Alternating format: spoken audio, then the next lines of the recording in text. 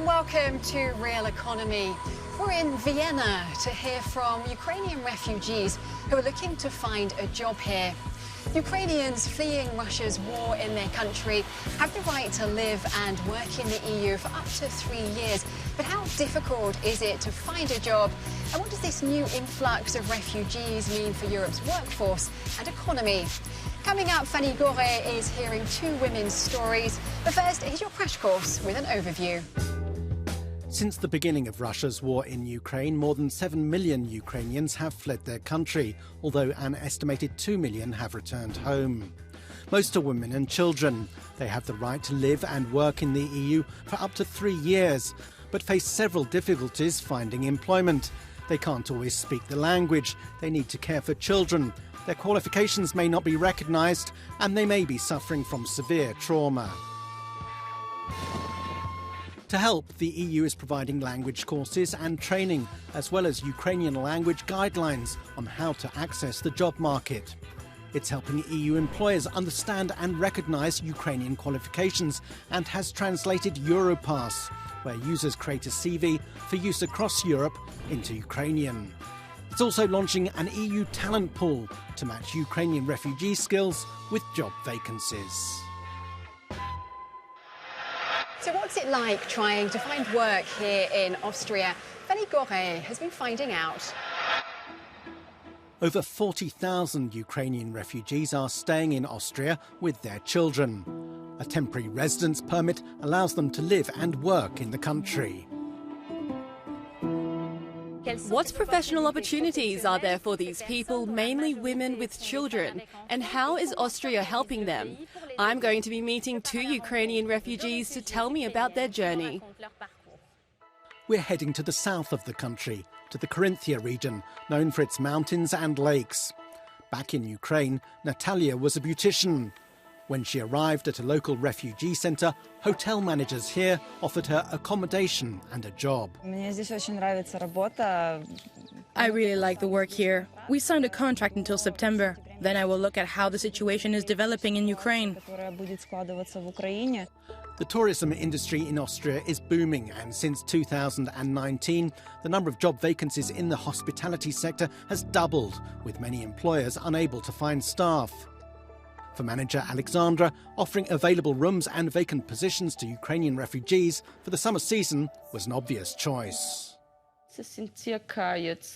There are now around 60 to 70 living here, and 29 of them work for us in various departments. The kitchen, the restaurant and housekeeping, building services, childcare, it's going pretty well. Of course, there's a language barrier, but we can handle it. Natalia speaks a little English, which enables her to communicate with her colleagues. But juggling her job commitments and care for her 5-year-old daughter is a challenge. It's difficult. There's a children's playroom here, but it closes at 4:30. If I have a shift that finishes at 11 in the evening, then I need to get someone to babysit. In Austria, other sectors like health and IT lack qualified people. But though half the Ukrainian refugees registered here have a university degree, immediate access to these positions is difficult. Back in Vienna, I met another Ukrainian refugee, Ghana, a mother of 3 and a German teacher. I join her on her way to a refugee job centre. The most important thing for me was finding school places for my 3 children. Now I've found that, I'm looking for a job. Ghana would like to work as a German teacher helping other refugees, but her diploma isn't recognised.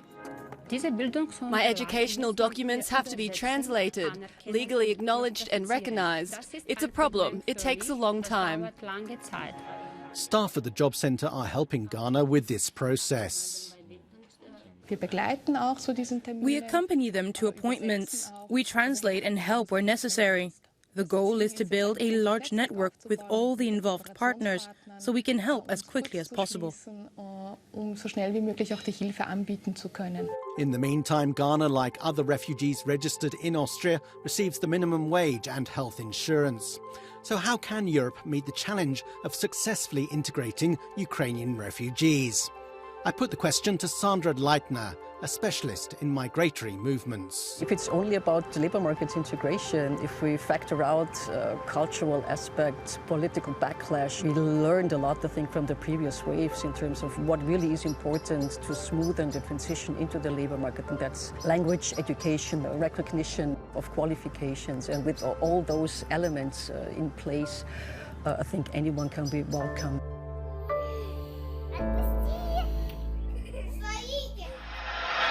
Well, to talk more about that, I'm going to speak to the head of the European Network of Public Employment Services, Johannes Kopf, who's based here in Vienna. So you're the Director General of the Austrian Public Employment Service. You're also the head of the European Network.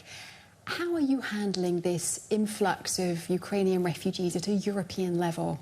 The topic came up just a few days after this terrible war started, where our Polish colleagues informed the network that the first Ukrainian will show up, and need help. And this led to a really big wave of solidarity within the public employment services all over Europe.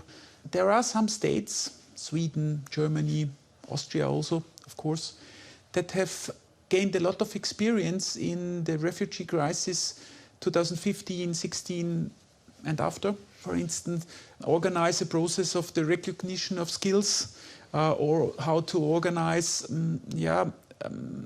individual skill mappings in their mother tongue. Given that it's unsure how long this war will go on, Ukrainians want to go back home. Given that, how do you integrate them into the workforce in Europe? Right now, most of the people who come are women with small children. And they have different needs. Of course, the most important is there is a need of childcare. Austria has to organize enough places in schools, in kindergarten, and so on. And the next step then is the entering of the labor market. Of course, there are vacancies and companies that really searching hard for skilled staff and now have the hope of finding, for instance, IT experts from Ukraine, of course. But I don't really like to mix asylum or refugee topics with labor market needs. And yes, and it's better to integrate all of these people than to just pay them social benefits. But at first, and this is the most important, it's a question of humanitarian. Many thanks indeed for joining us on Realeconomy.